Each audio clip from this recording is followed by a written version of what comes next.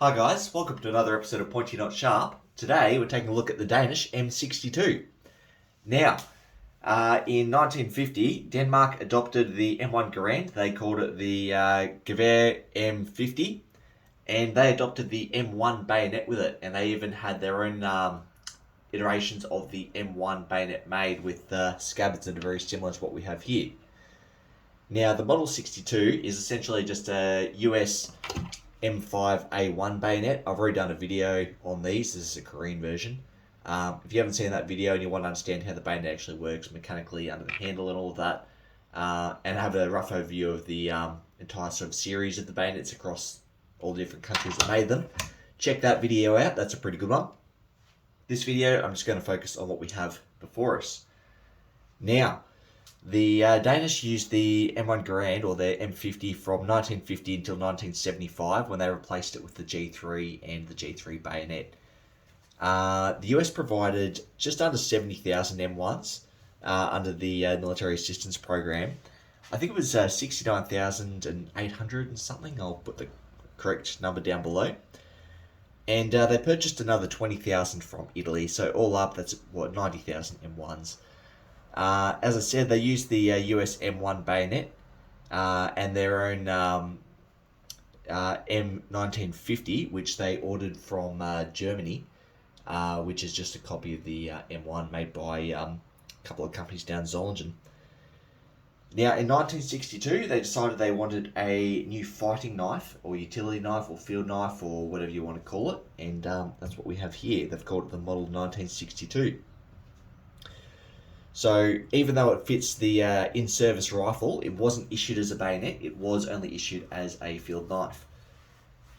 And it was issued regardless of what weapon the soldier using it was issued with. So if you've got a soldier issued, with an M1 Garand or an M1 carbine or a machine gunner, it doesn't matter what they are, they're getting one of these.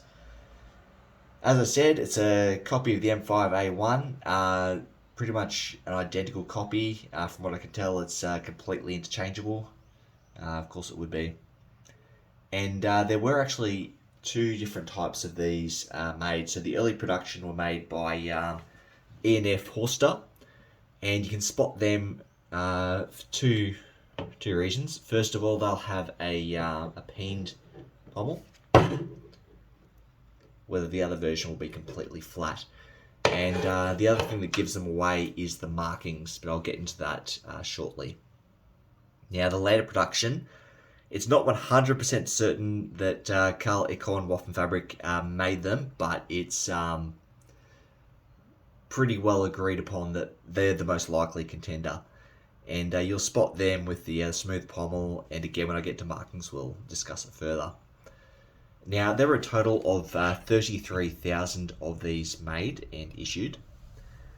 And looking at the construction, as I've already said, they are identical to the M5A1. So I'll pull it out, we'll have a look. I'll try not to get them mixed up. There you go. So just taking a look at them, they are identical.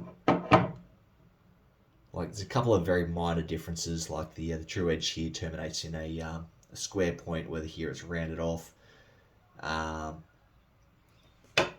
But that's really about it. I mean, screws are on the opposite sides, but that's such a minor point. The button protrudes a bit further, but other than that, pretty much the exact same bayonet. And then looking at the scabbards as well, other than the construction material, they're virtually identical. Obviously, Denmark have their own unique wire hanger system compared to the US. Anyway, I'll get the Korean one out of the way. I'll bring back our Danish M62. So these blades come with two different finishes. You get the more traditional sort of blue like you have here, and then you also get a very German plum blue that you can get as well. I don't have one of those, but I've seen a couple of photos, and they're absolutely gorgeous to look at. I'm pretty keen to get my hands on either one of the the M62s with the plum, or maybe like a M7, but something made by Germany with that plum blade. They're just absolutely gorgeous. The other thing that's incredibly noticeable is the construction of the scabbard. Now you'll notice it has sort of like a wood grain look to it, and that's called Durafol. Now Durafol is laminated wood. It was developed during World War II by the Germans in Solingen, and there's only the one company that ever actually manufactured this stuff, and that was the Durafol Presswork GmbH in Solingen. They changed names a couple of times throughout the year, but that's what they ended up with. And you'll see they make scabbards out of this material for M1s, these M62s, a couple of the M7s, just a whole bunch, and they're always gorgeous. It's probably my favourite material for any kind of bayonet scabbard, honestly. Now, we'll jump into the markings very, very quickly. Generally, there's not too many markings you'll find on these. So, on the base of the pommel, where are we? At the bottom there, if this will focus, you'll see M62, and that's the model. Above that, we have HTK. Now, this is where things get a little bit complicated. And above that, a crown. I'll put this down while I explain the HTK. Now, in Denmark, they have a corps or an administration or a command that's in charge of maintaining things and not producing, getting their hands on them, procuring things. And the name of this organisation changed throughout the years quite a few times, and it's always been a very technical name. And I can't pronounce it in Danish, but before 1960, it was FKF, and the translation for what that is an abbreviation for is the Defence War Material Administration. I can't pronounce the original. It's a mouthful, but that's the name prior to 1960, and on Danish stuff prior to 1960, you'll find FKF. You'll find it on the back of frogs, on the base of bayonets, and things like that. And then from 1960 to late 1968, you'll find HTK, and that's what we have here. Now again, HTK is another mouthful of Danish words that I can't pronounce. Probably a bit more achievable, but I'm not going to try. And the translation for that is the Army Technical Corps. Now, in 1968, on I believe it was November the 1st, they changed the name again, and the abbreviation changed to HMAC, HMAK. And that's what we have here on the scabbard, under the crown. Now, the translation for that, for what that's an acronym for, is the Army Material Command, and that's from... You'll find this on anything dated from November 1st, 1968 onwards. So, the early version of these bayonets made by E&F Horster, they will have the HTK marking both on the base of the pommel down here, and they'll also have it here on the scabbard. Now, the keen eye might have noticed that we have a HMAC here, so this is obviously not a matching set. So HMAC is post 1968, and you'll find that again both on the base of the pommel and on the scabbard. So at some stage, these two are mixed up. We've got a earlier model of bayonet with a later model of scabbard.